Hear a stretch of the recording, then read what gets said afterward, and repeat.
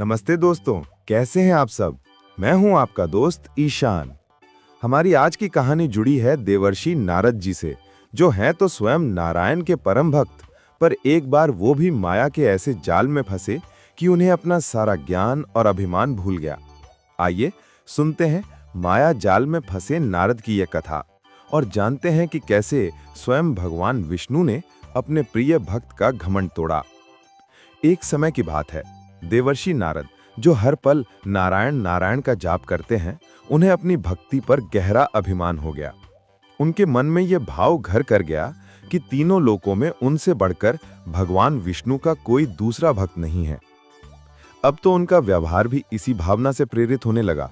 जब वे भगवान के गुणों का गान करते तो धीरे से अपने सेवा कार्यों और त्याग का भी वर्णन करने लगते। भला भगवान से कोई बात कैसे छुपी रह सकती है। उन्हें तुरंत अपने भक्त के मन की बात पता चल गई। वे अपने परम भक्त का पतन कैसे देख सकते थे। इसलिए भगवान विष्णु ने नारद को इस दुष्प्रवृत्ति से बचाने का निश्चय किया। एक दिन नारद जी और भगवान विष्णु साथ साथ एक घने वन से गुजर रहे थे। अचानक भगवान विष्णु एक विशाल वृक्ष के नीचे थक कर बैठ गए। वे बोले, भाई नारद जी, मैं तो बहुत थक गया हूं, प्यास भी लगी है, मुझसे तो अब चला नहीं जा रहा, कहीं से जल मिल जाए तो लाओ। नारद जी तुरंत खड़े हो गए। अरे, मेरे होते हुए मेरे भगवान प्यासे रहे?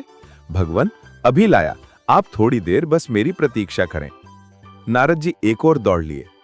उनके जाते ही भगवान विष्णु हल्के से मुस्कुराए और अपनी विचित्र माया को नारद जी को सत्य के मार्ग पर लाने का आदेश दिया। नारद जी थोड़ी ही दूर गए होंगे कि उन्हें एक छोटा सा गांव दिखाई पड़ा। गांव के बाहर एक कुएं पर कुछ युवा स्त्रियां पानी भर रही थीं। जब नारद जी कुएं के पास पहुंचे, बस उनकी नजरें एक सुंदर कन्या पर ठहर गईं। नारद जी अपनी सुध बुध खो बैठे। वो भूल गए कि वो भगवान के लिए जल लेने आए थे। वो तो बस उसी कन्या को निहारने लगे। कन्या भी एक योगी की ये भावना समझ गई। वो जल से घड़ा भरकर अपनी सहेलियों को पीछे छोड़ते हुए तेजी से घर की ओर लपकी। नारद जी भी मंत्रमुग्ध से उसके पीछे चल दिए। कन्या तो घर के अंदर चली गई, लेकिन नारद जी द्वार पर खड़े होकर जैसे अपनी पुरानी आदत के कारण ही नारायण नारायण का अलख जगाया। गृहस्वामी ये नाम सुनकर बाहर आया और तुरंत महान योगी नारद जी को पहचान लिया। उसने अत्यंत विनम्रता और आदर से नारद जी को घर के अंदर ले जाकर स्वच्छ आसन पर बिठाया। सेवा सत्कार में कोई कमी नहीं छोड़ी।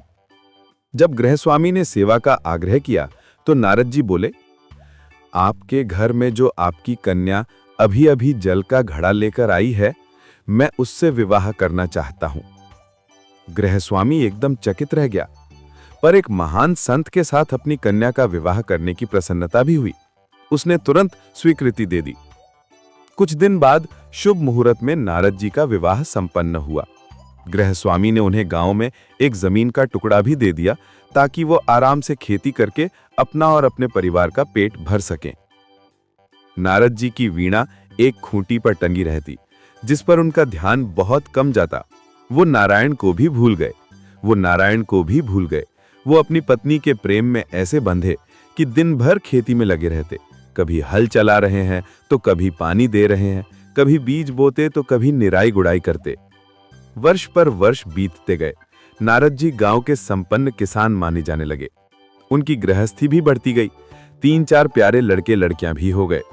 अब तो नारद जी को एक पल की भी फुर्सत नहीं मिलती। वो हर समय बच्चों के पालन पोषण और खेत के कामों में व्यस्त रहते। अचानक नियति को कुछ और मंजूर था। एक बार मूसलाधार बारिश हुई। वो लगातार कई दिनों तक बंद होने का नाम ही नहीं ले रही थी।